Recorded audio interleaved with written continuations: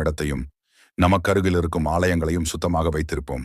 நமக்காக நம்மை நம்பி முன்னோர்கள் விட்டு சென்ற இது போன்ற ஆலயங்களை நாமும் நம் தலைமுறைக்காக பாதுகாப்போம்.